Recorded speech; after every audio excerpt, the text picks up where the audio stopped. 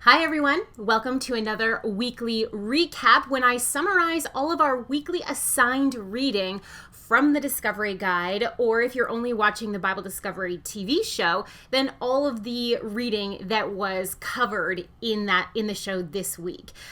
So if you're interested in more information on any of those things, everything is linked in the description box. For now, let's recap. So today we are covering everything from last Sunday, February 14th, to today, February 20th.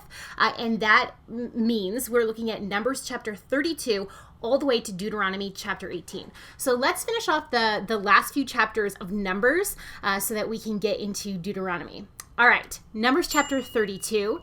In this chapter, the Reubenites, Gadites, and the half-tribe of Manasseh, these are tribes of Israel, they request and are granted the property not in the promised land proper, but on the other side of the Jordan. So the Israelites have been in the wilderness wandering. They've defeated a few enemy kings that came against them, and now they have this land and all these cities. So this is where Reuben, Gad, and half of Manasseh want to live and stay. They're granted this, like I said, with the caveat that they can leave their families and their flocks and their herds and everything there, but they have to, the fighting men have to go in with the rest of the Israelites and help take over the promised land, take over Canaan. And once there's relative peace there, then they can come back to their families.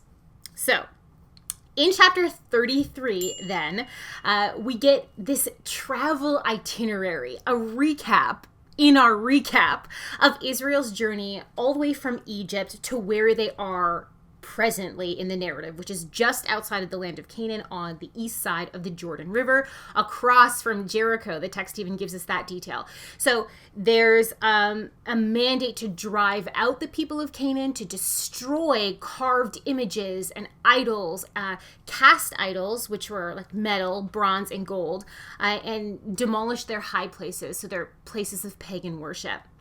Now, a question that I run into a lot when we're looking at chapter 33, there's an actual travel list of all the places that Israel visited on their way through the wilderness. So why is it so difficult to track not only the path of the Exodus, but then the wilderness wandering period? And the answer largely is due to the fact that many of these places were obscure at best in the ancient world, and their names have been lost to time. So a lot of this route has proven impossible thus far to recreate. Okay, chapter 34, we get the boundaries of what should be considered the promised land. So when the Israelites go into Canaan, what should they be looking to conquer? That's all answered in chapter 34. Also, 12 men are appointed to decide who gets what. You know, they've got to divide the land amongst the tribes of Israel. So Joshua, the leader of Israel after Moses, and Eleazar, the high priest, are going to be overseeing that process with the Urim and Thummim, but then there's 10 other men who are going to witness and have a part in that divvying up of the land. I guess to make it fair and so that no one grumbles, all that sort of thing. It's on the books. It's on the up and up, so to speak. Chapter 35, we learn about cities for the Levites. So there's going to be regular Levitical towns with pasture lands so the Levites can live, because they're not actually going to get a chunk of property in the promised land at all, because their inheritance is the fact that they're Levites and they get to help with the tabernacle and later the temple. Also, we learn about the 6 cities of refuge that are also going to be Levitical cities, but these are places of refuge, places of sanctuary for people guilty of manslaughter. So they've killed someone, but it has been proven, it has been judged to be an accidental death. So they can live their lives out there without fear of blood vengeance. So someone coming and taking their life for the life of the loved one. In chapter 36, we get a concern over the daughters of Zelophehad. So if you'll remember, back on last week's recap, we learned that there was a man who died, Zelophehad, who died as a part of that generation that was sinful against God and didn't want to go into the promised land. But when he died, he only left daughters, no sons, to inherit. So his daughters came to Moses and to God and said, we want to inherit our father's property. And God said, yes, you can inherit your father's property. But now relatives of theirs come to Moses and go, wait a second, if they marry outside of our tribe, the land that's supposed to go to our tribe is going to go to that other tribe because they're going to have sons for a different tribe. So the answer to this is that it's a general blanket statement. Women who inherit land from their fathers needed to marry within their tribe. And at that point, it's okay because the tribes are really big. They would have very distant relatives that they could marry within there. Okay, so that's the end of Numbers. That brings us to Deuteronomy. Deuteronomy is really interesting, and I all think it's a bad rap because by the time we get here, you've already read the law a few times. You've been in the books of the law for a while, but Deuteronomy is interesting. It's a retelling of the law that is interpreted specifically for the generation of Israelites that is going to be moving into the promised land. So the law becomes extremely practical at this point. What is the law going to look like now when they're not in the wilderness? They're actually in the land of Canaan and having to apply this to a different scenario. So in Deuteronomy chapter 1, Moses goes back through the history of the wilderness wandering period. So all the way back to Mount Sinai, when God tells them to leave, they go to Kadesh Barnea, which we're told is an 11-day trip from Horeb or Mount Sinai. So that helps us in our studies of, if you're ever looking for Mount Sinai, if anyone's ever looking for Mount Sinai, it has to be an 11-day journey from Kadesh Barnea, which is interesting. Okay, they sent spies into the land. They came back. There's 10 out of the 12 spies thought they couldn't do it. It was too scary, so they all rebelled against God. The Israelites didn't accept the punishment of God, so they tried to take over Canaan by themselves, and it didn't go well. That brings us to Deuteronomy chapter 2. The history continues. So they spend 38 years in the wilderness, and there's all of these accounts of how they traveled through many different lands and countries peacefully because God told them not to bother or oppress any other nations. We do learn how they defeated the antagonistic kings, Sihon and Og. So first here in chapter 2, we get Sihon, the Amorite king of Heshbon, who came against them. And so the Israelites defeated him and took over his territory and his cities. In chapter 3, we learn how they defeated Og, king of Bashan, in a very similar way and took over his territory. These retellings specifically here, there's a lot of emphasis in chapter 3 that is placed on these defeats, and this could be a rallying call, of the Israelites. You're about to go into the land of Canaan, but look at where God has already taken you. Look at the major enemies that you've already defeated. And there's some really interesting things in here about, the sons of Anak and the Rephaites and these so-called giants. The English translations don't really know what to do with this. Really, really interesting and worthy of more study, but alas, not for today. Okay, so Moses also, in the end of chapter 3, commissions Joshua to lead the Israelites, and we're told that he's not allowed to go into the promised land himself. Deuteronomy chapter 4 is all about how the people should follow the law of the Lord carefully when they get in Canaan. Specifically, here, a few rules are laid out. Don't make idols. Moses appeals to the fact that when God descended on Mount Sinai, there was a voice, but there was not a form of God. So then don't make any forms.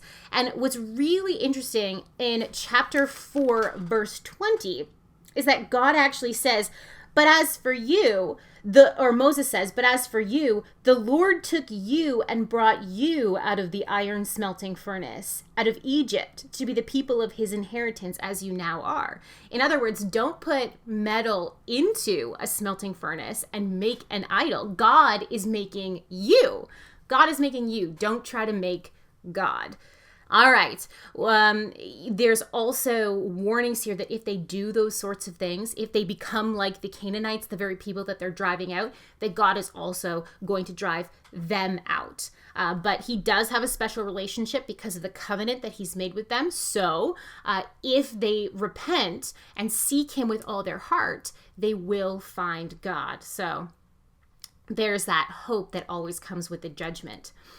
In chapter 5, we have a retelling of the 10 Commandments and the story of how the Israelites reacted in fear when they met God at Mount Sinai. So the 10 Commandments, really briefly and paraphrased: worship only God, don't make idols, don't misuse the name of God, observe the Sabbath, honor your parents, don't murder, don't commit adultery, don't steal, don't give false testimony against your neighbor, so don't lie, and don't covet or set your desire on things that don't belong to you. So jealousy, don't be jealous, and all the emotional things that come with that, and the physical sin that can come with that.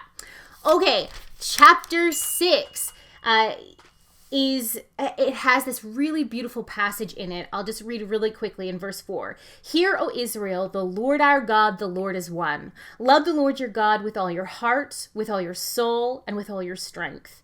These commandments that I give you today are to be on your hearts. Impress them on your children. Talk about them when you sit at home, when you walk along the road, when you lie down, when you get up. Tie them as symbols on your hands, bind them on your foreheads, write them on the door frames of your houses and on your gates. When the Lord your God brings you into the land he swore to your fathers, to Abraham, Isaac, and Jacob, to give you, a land with large, flourishing cities you did not build, houses filled with all kinds of good things you did not provide, wells you did not dig, vineyards and olive groves you did not plant. Then, when you eat and are satisfied, be careful that you do not forget the Lord who brought you out of Egypt, out of the land of slavery. So it's talking about how they need to make godliness a part of their culture and talk about it and think about it all the time. And this is a way that they are not going to forget God and fall into apostasy. And there's this theme that's going to be all throughout Deuteronomy. If you become like the Canaanites that you're driving out, you are going to be treated like the Canaanites and be driven out. Chapter 7, rules for the conquest. This is really, really brutal here. I don't want to shy away from it. I'm going to read you a couple verses. So this is about going into Canaan and destroying the people. And when the Lord your God has delivered them over to you and you have defeated them, then you must destroy them totally. Make no treaty with them and show no mercy. Do not intermarry with them. Do not give your daughters to their sons or take their daughters for your sons, for they will turn your children away from following me to serve other gods. And the Lord's anger will burn against you and will quickly destroy you. This is what you are to do to them. Break down their altars, smash their sacred stones, cut down their Asherah poles, and burn their idols in the fire. For you are a holy people to the Lord your God. Now, it's important to remember here that people could join Israel. Canaanites could join Israel. And they knew the Israelites were coming. They technically could run away if they didn't want to face Israel in battle. One of, the stated purposes of God allowing the Israelites to fight and defeat Sihon and Og back in Deuteronomy chapter 2 and 3 was to be an example for everyone else of what was coming, of what God was going to do. God was bringing judgment for evil. And the judgment of God is a serious business. He is the only perfect judge that knows the heart of men. We don't even know our own hearts, but God sees the hearts of mankind. and he is the ultimate judge. And so that is what we see going on here. And God is requiring that they don't intermarry with these people because the apostasy has reached that level. All right, more on that in a few chapters. Chapter 8 continues on about how God has been faithfully providing in the wilderness. So don't forget God's provision when you are really prosperous. Okay, one of the ways that it's said to do this in chapter 8 is similar to chapter 6. Follow the commands, the laws, and decrees of God, because these are a way, these inconvenient things that God was placing in Israelite culture, like the dietary laws and the festivals that they had to travel for. All of these inconvenient things were ways for them to not forget, for them to remember who God was and why they were there in the first place. Deuteronomy chapter 9 is another humbling chapter. Remember right now that God is going to give you Canaan, not because of your own righteousness and integrity, but because of the evil of the nations in Canaan, the nations that live there right now. You're not great. Moses goes through the golden calf incident. He shows them their apostasy and how God had mercy on them, but how they could very quickly become evil like the Canaanites. Chapter 10 continues this story. Moses he goes back in time to when Moses has to make new tablets and put them in the Ark of the Covenant. And I'm not going to read it to you now, but chapter 10, verses 12 to 22 is so cool. It is a summary of what the Israelites needed to do. I will read you verse 17, because when we're in this time period of the conquest, God's brutality is often highlighted. But in the midst of all of this, listen to verse 17 through 20. For the Lord your God is God of gods and Lord of lords, the great God, mighty and awesome, who shows no partiality and accepts no bribes. He defends the cause of the fatherless and the widow and loves the foreigner residing among you, giving them food and clothing. And you are to love those who are foreigners, for you yourselves were foreigners in Egypt. Fear the Lord your God and serve him. Hold fast to him and take your oaths in his name. God's conquest to purge Canaan was not racial. It was moral. And that is a very important distinction to make as we talk about this issue. Okay, Deuteronomy chapter 11, we learn about how awesome the promised land is. Moses tells the Israelites, it's not like Egypt where you have the Nile River and you have to irrigate, to water your crops.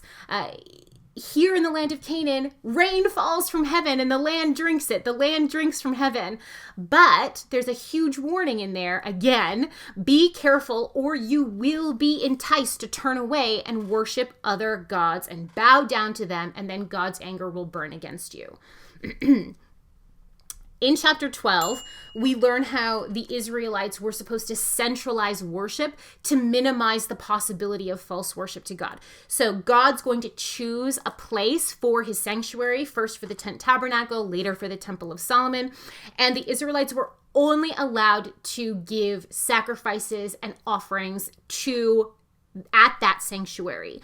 There is a caveat here that they were allowed to slaughter and eat meat anywhere, in their country houses, their villages, their towns, their cities. They were allowed to eat meat and kill animals, but they were not allowed to eat the blood. They had to drain the blood of the animal out as a sign respecting that life is in the blood and God is the creator of life.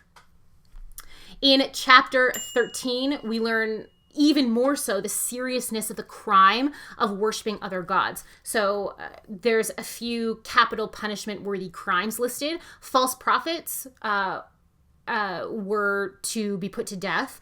Idolatry or apostasy, worshiping other gods, gave you a death sentence, even if it was someone in your family, or even if it was a whole town or whole group of people that were beginning to teach apostasy. In that case, the Bible here in chapter 13 compares the city to a burnt offering, that you're literally supposed to destroy the town and set the town on fire and leave it unbuilt as a monument to the seriousness of apostasy. Deuteronomy chapter 14. There's some specific practices that are common in this time period, but are not allowed for the Israelites. Certain ways of mourning by cutting your body and cutting your hair. There's dietary laws, what to eat and what not to eat.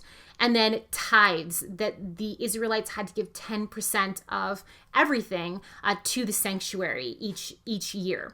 And then interestingly, every 3 years, all of that tithe, instead of going to the sanctuary, went to a storehouse in the city that you lived. And anyone who was underprivileged or struggling could eat from it and could take from that tithe. So that's really interesting. Deuteronomy chapter 15, we learn again that every 7 years, this Sabbath year, back from Leviticus chapter 25, where the land was supposed to get a rest, people get a rest too. Debt was canceled. It should be canceled every 7 years. And there's a warning here, because human nature, obviously, if you know that debts are going to get canceled every 7 years, you're not going to be wanting to give a loan to someone in year 6, because you know in just a year, if they don't pay it back, it's going to be wiped clean. The slate's going to be wiped clean. So there's a caveat here to give generously, even if the 7th year is near. And it even says that ignoring need is sinful. It's accounted as sin. We also know that slaves would go free. Israelite slaves would go free every 7 years. In chapter 16, we learn about the Passover, the Feast of Weeks, the Feast of Tabernacles again. So these are all explained. In chapter 17, there are specific rules for how to not worship God. So idols, pagan symbols like Asherah poles, giving blemished sacrifices, all those sorts of things. We learn that the Levitical priests were to act as judge. They had their own legal system and court system, and it was supposed to be the Levitical priests who were the judges. There's rules for future kings of Israel given here in Deuteronomy chapter 17. Basically, all of these rules boil down to having radical trust in God over yourself. So they weren't allowed to multiply horses and therefore be powerhouses in war. They weren't allowed to multiply wives. The reasoning here in the scriptures is so that your hearts won't be led astray. And this is because of political alliances. So royal marriages in the ancient world were often political alliances. And this is why we see polygamy right away with King David and with King Solomon, is that they're making peace treaties with other nations by accepting someone important from that other nation into their own household. And why this could turn the heart of the king astray is because he has to keep up that peace treaty. He has to treat that wife as if she is the country that she represents. So has to provide for worship of whatever god of that nation there is. And this is why we see Solomon getting into a lot of trouble later on down the road. Okay, also, they're not allowed to multiply or collect silver and gold. They shouldn't be relying on their economic power. They're also supposed to write a copy of the law of God and read from it for the rest of their lives, which I think is pretty cool. But I'm biased because I love the Bible and I work for Bible Discovery TV. So there's that. In Deuteronomy chapter 18, our last chapter here, we learn about the shares or the parts of the offerings that go to the priests and Levites. This is their inheritance. This is their portion in Israel rather than land. Occult practices are forbidden once again. So child sacrifice, divination, sorcery, interpreting omens, witchcraft, spells, mediums, spiritists, and necromancy, or trying to communicate with the dead. All of these are completely outlawed. And instead, God says that he will provide a prophet for whenever the people need to hear from God, he will provide a prophet. And also, there's a caveat here that if that prophet or claimed prophet prophesies falsely, so something that they say doesn't come true even once, that's a sign that they are not God's prophet. So there we go. That is our entire recap from, where did we start again? Numbers chapter, I have to go back. How sad is that? There we go. Numbers chapter 32. I was right. I said it in my head. I should have just been confident. Numbers chapter 32, all the way to Deuteronomy chapter 18. As always, I hope you guys have had a really good week, or if not a good week, I hope that you are resting in God and trusting in him. Christianity is true. Jesus is real. The word of God offers healing. And it's in there. It's all over there. So if you have any questions about the reading this week, pop them down in the comments below. Let me know how you're doing. It's cold here in Canada. I'm not complaining. It's a good cold. It's February. It's to be expected. But yeah, I will be hanging out in the comments today and tomorrow and throughout the week, because I know that not everyone watches on the weekend. Some of you watch during the week as well. So I try my best to keep up with it, and I so enjoy. My husband can attest, my kids can attest. I love reading through the comments and responding back to you guys. It's fun for me because I'm finally getting to know some of you by your names and by your profile pictures, because of the interaction that we're having in the comment section. And that's really cool for me because I'm so used to just doing the television show, and that's one-way communication all the way, speaking to a camera, and it's a rare opportunity that I get to interact with you. So I love it. Anyway, all that to say, I hope you have a really great weekend, and I hope that you are able to keep up with the Bible reading. I hope you're geared up to go for this week. I'm excited. We're almost through Deuteronomy, and we're going to be beginning some of my favorite portions of Scripture when we get into the histories. I'm excited to share it with you. I'll see you later.